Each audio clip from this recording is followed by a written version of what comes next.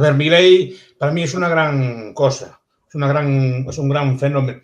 No sé qué políticas saldrán de ahí, porque no, como decía Mosca y el gobernante no gobierna solo, gobierna con una clase, gobierna con un grupo de personas, y no sé hasta qué punto las personas que rodean o están con Milei pues comparten su ideario. Yo creo que él comparte el ideario, ¿eh? Yo solo lo veo, lo percibo cuando lo oigo hablar, cuando lo veo, sí que él cree, y sus medidas van en esto. Ahora no sé qué entusiasmo tendrán los que están en él, entonces no sé qué va a salir de ahí, ni sé qué resistencias puede tener dentro del Parlamento, dentro de la Judicatura, pues dentro de la policía, dentro de los gobernadores, dentro de su propio partido, ¿no?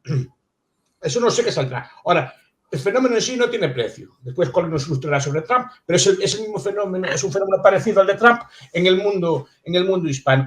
Abre debates que no se habían abierto antes. No, sí, eso sí. Y escucho a jóvenes o a jóvenes argentinos, yo por suerte le doy clases argentinos también aquí en Galicia, que vienen así de intercambio, así. Normalmente eran los más aguerridos defendiendo la izquierda, los más aguerridos defendiendo el socialismo. Ahora al revés. No sé de dónde sacaron las ideas, será que permean en el lenguaje popular o están en el debate en la calle, que ahora los jóvenes argentinos que me dio la suerte de tratar estos últimos meses, todos entienden estas ideas, todos defienden, o muchos de ellos defienden estas ideas, y dicen, no, es que mi mamá vota Milei, en su casa se vota Milei, y te hablan de conceptos de narcocapitalismo, te hablan de ello, no sé qué no van a hacer, pero lo vas metiendo, es que antes eso no llegaba, y ahora llegan a nivel popular, entonces se leen libros, se discuten cosas y de ahí podemos llegar a posturas más ortodoxas como la de Don Colin, ¿no? Pero primero tienen que llegar a cosas de este estilo. Yo creo que eso no tiene precio, es como una propaganda gratuita y es como unos mira Dios a ver. Lo ves, perdona que interfiera, lo ves a Milei como positivo en el lado del marketing nuestro, del liberalismo. Ese marketing hace falta, que se discutan estas ideas y sobre todo que se vea que estas ideas pueden ser vendidas y se pueden ganar elecciones con estas ideas, que ya sé que la mayor parte del pueblo argentino no es anarcocapitalista ni siquiera liberal, ya sé que el liberalismo de muchos es superficial, es como un barniz, pero con que haya 10 o 15 mil argentinos que entiendan estas cosas ya es bastante. Y esto sí que se va a conseguir. Pero yo repito, mi visión de la política no es como hacen los de la nueva derecha francesa, es metapolítica. Es decir, no me interesa la lucha política cotidiana, me interesa difundir el ideario y que permee a la sociedad y que esas ideas vayan cuajando en la sociedad. Y esto lentamente se va consiguiendo, porque yo no pienso a 20 o 30 años, pienso como los cristianos, a 100 o 200 años. Sé que en los tiempos que corren la gente no piensa así. ¿No? Pero yo me siento a veces como un cristiano del siglo I. Ya llegará el momento. Pero hay que plantar las bases. Pero mientras hacemos. Pero no coincido en la valoración positiva del fenómeno Milei, o al menos parcialmente. ¿Por qué? En primer lugar, yo creo que si algo va a demostrar este experimento político es la validez, como recién citaba a Mosca el doctor Bastos, de la ley de hierro de las oligarquías, de la teoría de la elección pública de Buchanan y de lo que han expresado los libertarios más radicales sobre la imposibilidad de que el Estado se limite a sí mismo. En ese sentido me parece interesante, me parece un fenómeno muy, muy apasionante para observar, incluso para generar más anarquistas a partir de la decepción que sobrevendrá. Pero por otro lado, yo observo cómo cuando se han asociado términos como liberal o, bueno, el neologismo, ¿no? Neoliberal, tan impreciso y ambiguo, a experiencias políticas fracasadas con elementos autoritarios, etcétera, se ha hecho muchísimo daño. Por eso se llegó a un consenso de izquierdas en la Argentina y en buena parte de América Latina a principios del siglo XXI. Porque en las dictaduras militares más sanguinarias, aquellas que nosotros sabemos perfectamente que vienen del imperialismo, que vienen del injerencismo de la política exterior norteamericana que denunciaba Rothbard, había economistas que decían, bueno, nosotros somos liberales, estamos tomando medidas liberales y no lo eran medidas intervencionistas, en el mejor de los casos con algunos elementos monetaristas, pero llevadas adelante por dictaduras terribles, o luego por gobiernos muy corruptos. Bueno, luego de eso entonces el liberalismo pasó a ser mala palabra, y lo era hasta hace pocos años. Es, por supuesto, que una buena noticia que ya no lo sea y que se despierte el interés en el liberalismo, en el anarcocapitalismo en muchas personas, pero tener este oxímoron que es un presidente anarcocapitalista cuyas primeras medidas son subir drásticamente impuestos y que ya desde la campaña comienza a demostrar lo que la política es y no nos sorprenderá a nosotros. Una constante sucesión de mentiras y contradicciones, yo creo que terminará generando un fenómeno de rechazo y de repudio social a estas ideas masivo, y es algo que me inquieta y que me duele. Debemos considerar, y cierro con esto, no quiero extenderme mucho más, que lo que vemos hasta el momento, además de una drástica suba de impuestos, la reinstauración del impuesto a las ganancias, que con la inflación abarcará más gente, que le quitará el 35% del salario a quienes ganen apenas un sueldo equivalente a $1.000, además de subir el impuesto país, además de subir las retenciones a las exportaciones, observamos otras cuestiones naturales de la permanencia en el poder y de acoplarse a lo que Milei llama casta, como mantener al funcionario más corrupto e intervencionista del gobierno anterior al frente de la aduana, ni más ni menos. Ayer anunció una serie de decretos de regulación, de los cuales la gran mayoría no van a poder llegar a fructificar, porque tienen que pasar por el Congreso y va a encontrar muchísimos obstáculos. Si es así, yo digo, ¿por qué no fue un poquito más ambicioso y en vez de derogar artículos puntuales de leyes, derogó leyes enteras? Que hay 36.000 en Argentina, uno de los países más legislados del mundo. ¿Por qué no deroga la aduana en vez de continuar con el funcionario peronista en la aduana que restringe las importaciones a un nivel prácticamente soviético? Yo creo que este hombre es mucho más pragmático de lo que parece, es mucho menos loco de lo que dicen sus detractores y está construyendo desde el pragmatismo más obsceno una estructura de poder que nada tiene que ver con la libertad, que es lo que pidieron muchos de los que confiaron en él y muchos de los jóvenes que señala el profesor Bastos. Lo que apuntas es correcto. A ver, los teóricos de la revolución, cuando estudian los estasiólogos, por usar la palabra técnica, cuando hablan de revolución dicen que se da normalmente no cuando la gente está muy mal, sino cuando la gente empieza a mejorar. Y esto es lo que pretende Milei, de pretenderlo es una revolución, porque implica un cambio en la estructura de poder, un cambio en la clase, de llevarlo adelante sería un cambio en la estructura de poder, en las clases dominantes, y sería un cambio en la estructura de propiedad. Normalmente, si se da eso, habría que hacerlo efectivamente cuando las cosas empiezan un poco a... No cuando están bien, sino cuando empiezan a mejorar. Bueno, eso es lo que dicen los expertos. Lo interesante del caso de Milei, aparte de que difunde las ideas, vamos a ver, a mí no me va a defraudar. Yo en la política generalmente no confío. Entonces ya sé que las reformas, pues en el mejor de los casos, eran una cosa así como Thatcher o como Reagan. Cuidado. Thatcher, cuando acaba su mandato, después de 2 años, el gasto público era mayor. No en porcentaje, pero sí en niveles absolutos. No hizo ningún recorte del gasto público. Cambió en términos de porcentaje del PIB, pero no en términos globales. No vayan a pensar que aquello fue ANCAPia o llegó al libre mercado.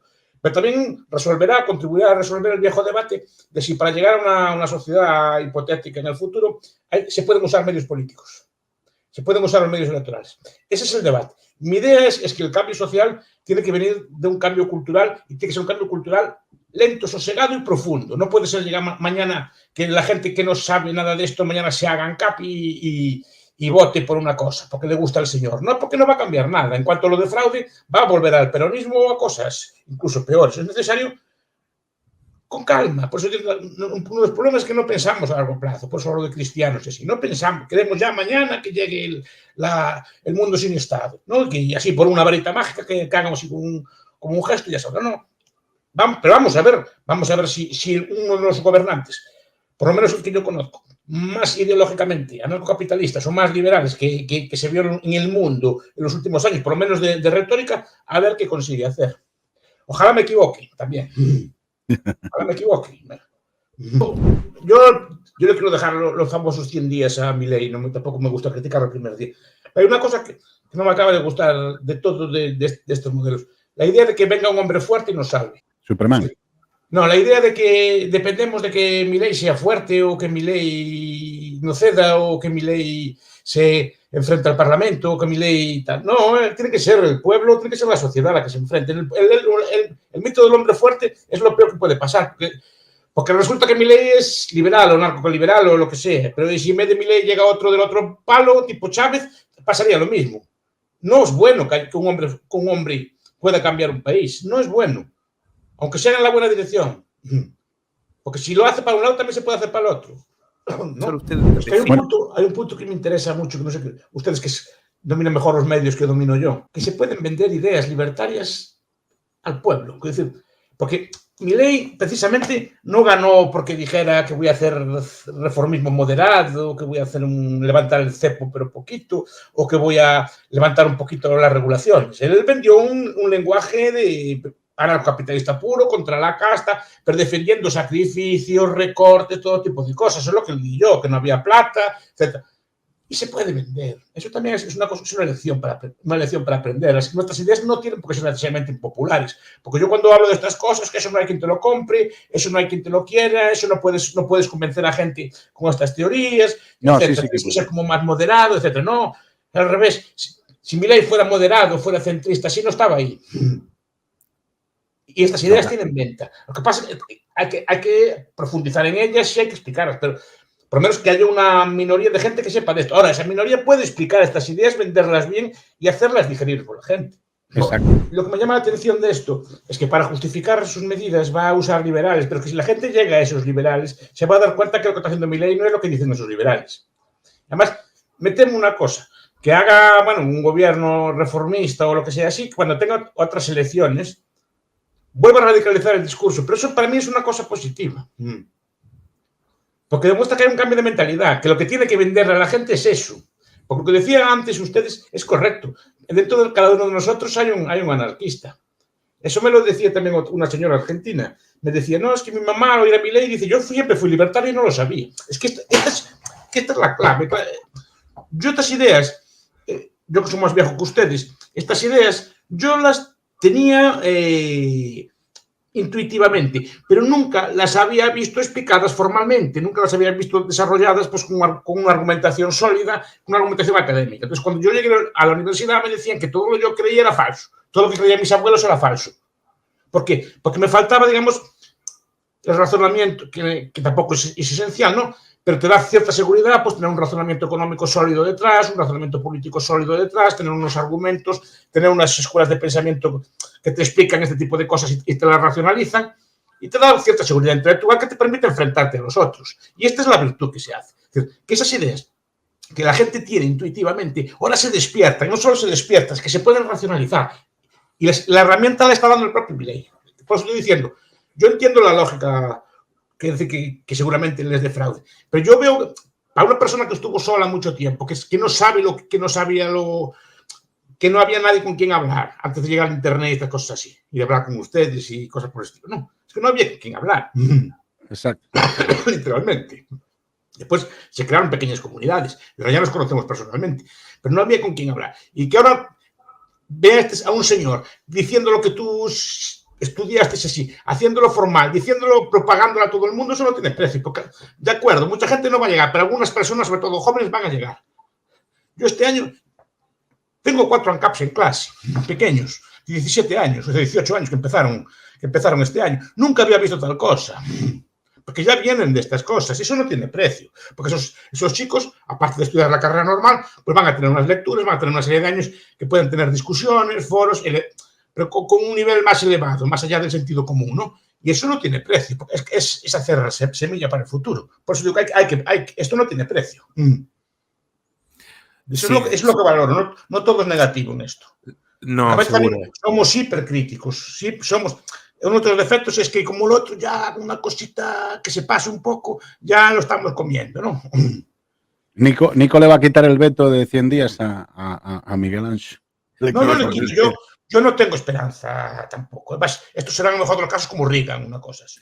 Pero profesor, el cambio cultural profundo, que alguien llegue a ser verdaderamente anarcocapitalista, tiene mucho más que ver con los pocos valientes que se cuentan con los dedos de una mano, como usted, que se han dedicado a darnos durante años la información, los libros, las recomendaciones, y por supuesto cada uno de nosotros ha ido poniendo su granito de arena. Es un fenómeno impersonal, y el riesgo de personalizarlo en este hombre es que nuestras ideas y nuestros valores van a terminar hipotecados. Pero igual entiendo lo que dice, está muy bien.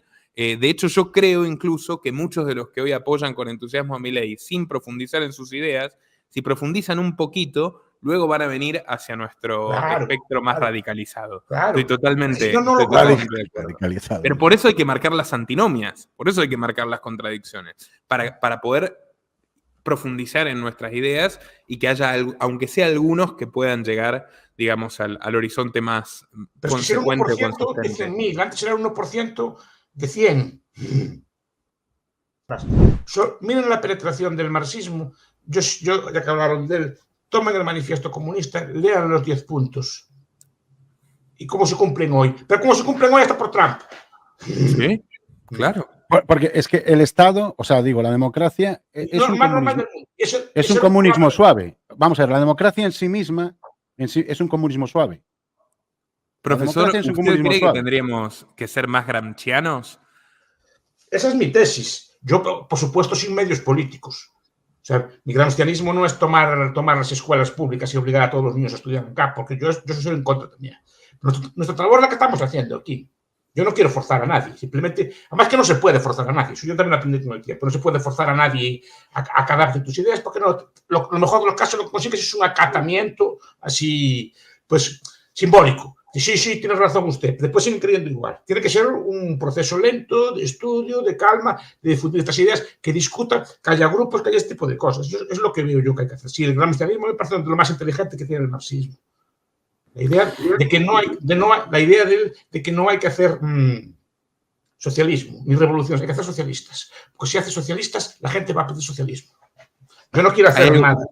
Yo no quiero hacer apps. Yo quiero descubrir que ya lo son, en muchos casos. Puede ser. Lo que me encanta del profesor es que siempre remarca que tenemos que tener músicos, tenemos que tener escritores. Ya tenemos suficientes economistas. O sea, hay que salir de la jaula del economicismo y empezar a abordar el arte, la historia, el trabajo. El marxismo tiene de todo. Si hasta tuvo marxistas en la biología. ¿No? Bernal, por ejemplo, quien querían aplicar las leyes del materialismo histórico a la ciencia, ¿no? Pero tienen, claro que tienen músicos, claro que tienen, por ejemplo, lee el libro de Hauser, la historia social de la economía y de la literatura y el arte, y tienen una visión marxista del arte, o lea Lukács, pero tienen todo, historiadores, geógrafos, de todo. Claro, pero entonces, hasta literatos, cualquier cosa que lea usted, pues va impregnada de esto. Y a mí me gusta también desarrollar otros ámbitos, en la comunicación y en otro tipo de ámbitos. Es que hay que formar cosmovisión, una cosmovisión, ir mucho más allá de un campo específico al cual estamos atados, que casi hoy por hoy es la moneda, ni siquiera es la economía, es banca y moneda, en lo cual más se conoce el aporte intelectual de los libertarios. Sí, es lo único y es lo central, parece que es lo único que hay. Es que en nombre del neoliberalismo se hicieron muchas maldades, tampoco supimos combatirlas. Yo tampoco es que sea neoliberal, precisamente. Pero en nombre del neoliberalismo, por ejemplo, se privatizan empresas preparadas a las amigotis. Y eso la gente se da cuenta. Se privatiza el agua, que podría ser una buena solución, pero no para darla a las comunidades privadas. Por ejemplo, yo tengo agua privada. Tenemos una comunidad de los vecinos y tenemos agua privada. Es decir, no la hicieron los vecinos. Es una forma de privatización, pero es una privatización de los propios vecinos, ¿no? Y eso ya es la cosa así. Entonces, claro, el imaginario del neoliberalismo es eso. El imaginario del neoliberalismo es Pinochet, el imaginario del neoliberalismo es Hayek, las declaraciones en el Mercurio. Es el tipo de neoliberalismo que tiene la gente. Tampoco ellos no lo supieron combatir, tampoco tengo por defenderlos yo, ¿no? Pero claro, ahí no hubo, aunque hicieron alguna cosa positiva, ¿no? Pero yo creo que es una batalla que hay. Y ahora pasará lo mismo. Y el dinero electrónico, ya casas con el tema, es terrible. Porque el dinero electrónico, por lo que leí, es que hasta puede decidir en qué gasta. Y decir, ya gastó demasiado en vino. Digo, porque Don Colin tiene unas botellas ahí detrás. Es decir, ya gastó Don Colin demasiado en vino, ¿no? No puede gastar más. Y no, es que ya no le deja gastar más su dinero electrónico, porque ya tienen un cómputo en qué gastó el dinero. Pues ahora tiene que comprar brecol o tiene que comprar verdura porque ya comió demasiada carne, ¿no? O sea, ya está con ese es el problema del dinero electrónico. Y me está diciendo que Milei esté con estas cosas. O Milei no, el presidente del Banco Central que acaba de decir usted. Puede ser. Izquierda, cuando lleva políticas de izquierda, el daño económico que hace es mucho mayor que los otros, ¿no? Pues por eso tendemos a defender o a veces defender neoliberales, porque efectivamente, aún dentro de que son todos estatistas, unos digamos que hacen menos daño que otros, ¿no? Porque la Argentina, ¿cómo está? Nosotros estamos mal y estamos estatistas y nos controlan y nos van otras cosas, pero ¿cómo está Argentina? Los igual por encima son pobres, ¿no? Pobres no, que están empobrecidos. Empobrecidos por malas políticas, porque mira que es un país rico, mira que es un país próspero, un país que emigraban mis antepasados allí, o sea, mis parientes iban a esa zona, ¿no? Contaban mis abuelos que iban allí. De ahí los españoles se llaman gallegos. Eran gallegos, claro. Eran gallegos, claro. Moraz. Pero que es un país que, digamos, empobrecido por culpa de malas políticas. No me extraña que prefieran un sistema incluso de Milei. Porque yo creo que Milei, en ciertos aspectos, aun sin ser así ancapia, ciertas cosas las va a mejorar. Hombre, o sea, no a pesar del Estado mejoramos, eso ya lo sabes. Sí, pero bueno, dentro de lo malo, no todo es igual. Sí, es el ejemplo de progre mundial, ¿no? Del progreso y de la mundialización, claro, este tipo de cosas. A mí sí que me asustan un poco. ¿Usted sabía que Milei, 2030 y así, ¿no? Milei recomienda hace años los libros de Harari y está muy entusiasmado con la idea del transhumanismo y el determinismo? Cosas así, como si fueran una gran novedad. O sea, llevar gafas es transhumanista también, ¿eh? Sí. En el sentido de que te mejoran la visión, pues menuda cosa, pues tener un artefacto, un bastón.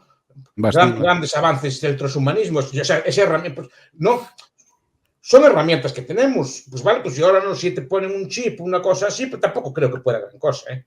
Yo creo que está, a ver, la inteligencia artificial pues, hará cosas, pero yo no la están ahora, yo no la veo gran, o sea, potencial de muchas cosas, sí, pero quiero añadir. Más inteligente como humano, no. El profesor Bastos conoce obras como La historia oculta del mundo, de Paul Koch, ¿no? Sí, me consta. Tengo bajo mi biblioteca. No, y me gusta leer libros de esas conspiraciones. Por ejemplo, el de Koch es un libro muy interesante, que yo lo recomiendo mucho, porque no solo es un libro académico, o sea, no es el típico libro de realismo mágico, así que cuenta así cosas de Magonia y cosas por el estilo, ¿no? Sino que tiene erudición y sabe las cosas. Es que vengo americano, que a mí me gusta ver estas cosas no se atreven a llamar a conspiración, ¿no? ¿Cómo se llama este? Gary, también que le gustaba a Alex Jones este libro. They are called conspiracy theories. ¿Cómo le llama el autor? Se lo leí hace poco también. Profesor, ¿qué opinión le merece la trilogía de Anthony Sutton, el historiador británico, Wall Street y los bolcheviques, Wall Street y el auge de Hitler? Lo leí solo el resumen en castellano, porque el libro es muy... O sea, no tengo acceso a él, pero claro, es un libro de 1000 y pico. Leí el resumen en castellano, pero no es una conspiración, es verdad. Gary Allen se llama el libro. Lo que explica que la Ford montó plantas en Rusia, y es verdad, y que fue financiada por los bancos de Wall Street, es verdad. Pero es que no lo dice Anthony Sutton, lo dicen los historiadores soviéticos, lo dicen los historiadores de la Unión Soviética. La importancia de... No es nada de Londres. Es real, es algo que no se cuenta. Porque aquellos eran amigos.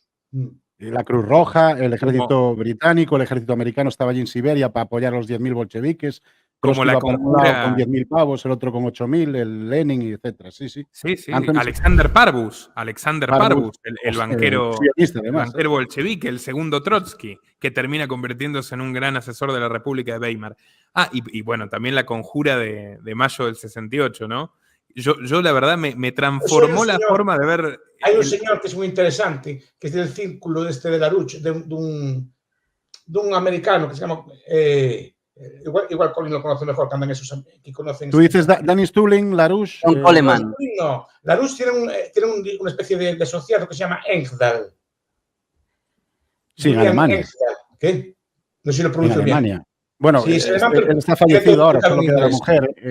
Larouche ha hablado mucho de la persistencia de viejas noblezas en el entorno del Banco Internacional de Pagos, de la nobleza, es decir, de la persistencia de elementos nobiliarios detrás de la oligarquía británica y detrás de las viejas aristocracias europeas que persisten a través del entramado de paraísos fiscales y de la Commonwealth, del control a través de la ley marítima del mundo. Es decir, la City de Londres, es decir, Nueva York, Washington sería simplemente el brazo militar, Nueva York, el lugar donde se procesa la información, pues donde están los mercados y tal, pero desde la City de Londres sería la base de operaciones. Y Larouche, Lindo Larouche, sostiene esa teoría. Larouche, no, es el mismo que estoy pensando yo, ¿no? Sí, se murió hace poco, era comunista, ¿te acuerdas? Se presentó como político a candidato a presidencia en los 70 y 80, que estaba en Alemania con Heidi, que era su mujer. También Danny Stulin estaba ayudándola a él, ¿te acuerdas? Harley Slanger es su historiador de cabecera, que él sostiene que, bueno, pues que, por ejemplo, el brazo intelectual de la oligarquía sería, pues, a partir sobre todo del siglo XVIII, con la restitución de la Compañía de Jesús expulsada, pues serían los jesuitas, y en el brazo financiero, lejos de lo que se cree, que los que aparecen, por ejemplo, Soros y tal, no tienen ningún poder y ningún peso, simplemente serían meros testaferros que firman los cheques y que dan la cara, pero detrás habría unas oligarquías de índole nobiliario de la vieja Europa, concretamente de la Lombardía italiana, que, bueno, pues luego fueron migrando a Ámsterdam, fueron migrando a Londres. Y pero no me quedan muy claras, Pedro, las rutas esas de migración. Las rutas de la seda occidental. Sí. La distribución del poder es bastante más compleja y obviamente todos tendemos a tratar de simplificar las explicaciones. Obviamente que hay distintos grupos de poder. La nobleza británica conserva todavía, de hecho, formalmente, el rey es el mayor terrateniente del mundo, yo no lo discuto, pero creo que no es que 5 personas se sientan en una mesa a decidir los destinos de la humanidad, sino que deben ser miles de personajes de cuyos intereses entran en pugna, hay consensos, hay peleas, hay errores, los proyectos les salen mal. Pero lo que estamos diciendo, por ejemplo, cuando Mosca y Pareto hablan de estas cosas, dicen que no puede ser un grupo pequeño de personas, tiene que ser una clase política. Y una clase política no es masiva, pero son unos miles de personas. Y si no, estos señores tan poderosos de los que hablamos, por cierto, Arno Mayer, en la presidencia del antiguo régimen, también comenta algo semejante. No está recientemente, pero dice algo. La obra que mencionamos, ¿se acuerda del último debate con Pedro Insúa? Que también estaba Pedro Insúa, estaba un representante de la asociación esta de Félix. Ahí hablamos del libro de Arno Meyer, La persistencia del antiguo régimen, y cómo la Revolución Francesa no habría sido más que una mascarada organizada, bueno, pues por elementos británicos para, de alguna manera, dar esa apariencia de libertad colectiva en base al Estado de Derecho, pero para descabezar simplemente una monarquía que no se sometía a un determinado modelo de banca central. Entonces, el modelo liberal del 19 serían repúblicas, unificación italiana, la unificación italiana, Revolución Francesa, serían repúblicas que surgen para endeudarse con estas noblezas. Pero bueno, esto ya sería un tema que... Antes que tenga que marchar con gran pesar de corazón. Lo que sí es cierto es que la centralización del poder en el mundo, si se centraliza, sí que sería funcional para ese tipo de élites. Quiero decir que si el Estado se centralizara, y a través del cambio climático, por ejemplo, yo no me meto en esos temas, que yo no opino porque yo no sé de esos temas, ¿no? Pero yo lo veo que políticamente, tal cual, las soluciones que se plantean al problema del cambio climático, no el cambio climático, sino las soluciones que se plantean son soluciones centralizadoras, que haya una especie de ente fiscalizador a nivel mundial que controle el consumo energético de los países. La idea, por ejemplo, de Keynes, de crear el Bancor, ¿no?, de crear una moneda mundial, eso también centraliza. Y entonces esas élites de existir lo tendría mucho más fácil.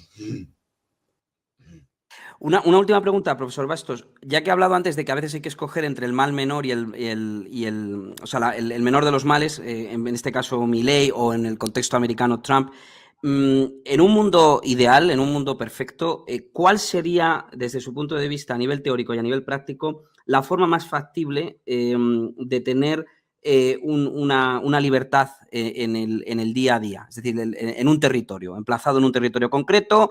Es decir, ¿cuál sería el modelo? Porque se ha hablado a veces de anarquismo digital, que sería posible con Internet.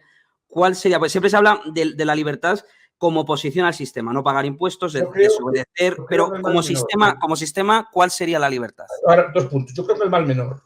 O sea, no está bien que lo diga, es que son males, no debería votar, pero no es lo mismo vivir con Maduro, que tengo que echarme a que me coman los tiburones o una cosa por el estilo, que vivir en España, que bueno, estoy así y tal, y me mandan pinchar y estas cosas así, pero vas viviendo. No es lo mismo, lo siento, no tengo que andar a escapar a pie en la bestia para entrar allí en Texas. Lo siento, prefiero así, dentro de lo que cabe. Antes que venga un sistema de estos, pues sí, prefiero votar a Milei antes de que llegue otro sistema. Así lo digo también. Porque al menor también existe. Ahora, ¿qué sistema es? Yo creo, frente a algunos que hablan del anarquismo digital, yo hablo de la secesión, de la fragmentación política. Que haya muchas unidades políticas en competencia. O sea, un modelo medieval, si quieres. Foralistas, modelos foralistas de autogestión. Hay muchas unidades políticas que no estoy contento en Vigo, pues me voy a Portugal, que está a 10 kilómetros andando. Y te vienes conmigo aquí a tomar un bacalao. A tomar chocos con Don Col. Es decir, no. Pero esa es la idea, que haya fragmentación, que haya competencia, porque la mera competencia haya que no puede haber mucha tiranía, que tenga que haber libertad, que tenga que haber una serie de cosas. Yo eso sí que lo veo como más factible. No es una panacea, obviamente, no es la panacea, pero que haya una cierta competencia en estos aspectos que me impida, que me permita cambiar de jurisdicción sin gran cambio en mi vida, ¿no? Eso es lo que veo yo positivo. Y lo que lleva, digamos, lo que puede conducir a un mundo más libre. ¿No? Pero Miguel, ¿no ves que, por ejemplo, en España no hubo mucho feudalismo como en los países protestantes y otros, que hubo más anarquismo hasta que vino la guerra civil y digamos que el Estado empezó a coger esa parte del campo y entonces la gente también hubo una movilidad social hacia las ciudades y los apresaron más? Pero antes había mucho anarquismo, por ejemplo, los coutos mixtos, había varios. Por eso me gusta Félix Rodrigo Mora. Félix Rodrigo Mora habla mucho de estas cosas, de la España del siglo VIII, que no había Estado. Yo siempre pregunto, para acabar, la ciudad de Lugo tiene una muralla. ¿Una muralla contra quién? Es del siglo III. ¿Contra quién? Porque la mayor parte de la gente vivía en estatalidad. Es decir, los romanos tenían que defenderse de los pueblos que andaban por allí, que la perseguían y que no tenían Estado. Eso también otro autor que recomiendo mucho, que es James Scott. James Scott. Lo que ve el Estado, por ejemplo, que está traducido al español ahora. Seeing Like a State. ¿No? Es precioso ese libro. Es un anarquista de verdad, además. ¿No? O todos los libros de él. La resistencia al arte de no ser dominado y este tipo de libros. Contra el Estado, se llama en español. Pero, profesor Bastos, desde las teorías más biologicistas, evolucionistas, darwinistas, siempre dirán que incluso en esas sociedades sin Estado no había Estado porque la fuerza del Estado al estilo Imperio Romano ya no llegaba porque había caído el Imperio Romano y no llegaban los medios de facto. Había un Estado de jure, pero no de facto. Pero siempre había elementos de caudillaje. ¿Cómo se puede tener una sociedad sin estos elementos jerárquicos de poder? Antes la mayor parte del mundo no vivía en Estado. El Estado es un invento más o menos occidental que del siglo XVIII. Pero no es muchos pueblos vivían sin Estado. Exacto. Pero tenemos el testimonio de este sociólogo socialdemócrata alemán Oppenheimer, el Estado, efectivamente, que de hecho reseña como generalmente surge primero el mercado, la civilización sedentaria, ya sea por pesca o agricultura, y luego viene el grupo de bandoleros que se autoproclama Estado y le da la razón a los liberales sobre el origen del Estado. Sí, el Estado nace de forma violenta y no nace en todo el mundo a la vez, nace en unos sitios concretos y después se expande y la gente escapa de él y desarrolla estrategias para escapar de él que duran hasta en sociedades sin Estado, profesor Bastos, ¿usted cree que en sociedades sin Estados también habría elementos como de caudillaje, de liderazgo, un consejo de sabios como al estilo tribal? Habría líderes, por ejemplo, los apaches. El líder, Jerónimo era un líder, pero un líder funcional. Yo puedo ser un líder en la clase. El capitán puede ser un líder en el campo de fútbol, pero solo en el campo de fútbol. El director de orquesta manda mientras toca la música y el sacerdote mientras es la misa. Después no. Ahí está la cuestión. Y Jerónimo era un jefe de guerra. Pero cuenta que Jerónimo, cuando acababa la guerra, no le hacían caso a nadie cuando estaba en la tribu. Y no tenía capacidad de mando. Cuando Jerónimo empezaba una guerra, algunos apaches le seguían, otros no. Llegó una guerra que llevó solo 3 o 4 apaches detrás. Los demás no lo quisieron seguir. No tenía esa capacidad, pero solo tenía fuerza como líder organizativo en una guerra. Después acababa el poder. Era un poder funcional, no permanente.